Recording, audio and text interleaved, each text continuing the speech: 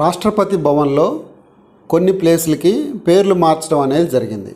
3 ప్లేసులకి కొత్త పేర్లు పెట్టడం అనేది జరిగింది. అవి Mughal gardens, Darbar hall, Ashok hall అనేటువంటి వీటి పేర్లను ఆ మార్చబడినటువంటి పేర్లని మనం ఒకసారి పరిశీలిస్తే, మొదటిది మొఘల్ గార్డెన్స్.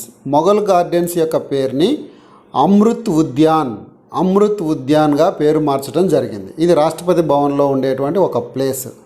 అలాగే రెండోది దర్బార్ హాల్కి గణతంత్ర మండపం అనే పేరు మార్చడం జరిగింది. దర్బార్ హాల్కి గణతంత్ర మండపం అనే పేరు మార్చారు. మూడోది అశోక్ హాల్.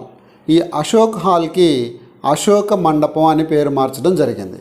ఈ 3 కూడా రాష్ట్రపతి భవన్లో కొత్తగా నామకరణం పొందినటువంటి ప్లేసెస్. వీటిని మనం గుర్తుంచుకోవాల్సిన అవసరం ఉంది.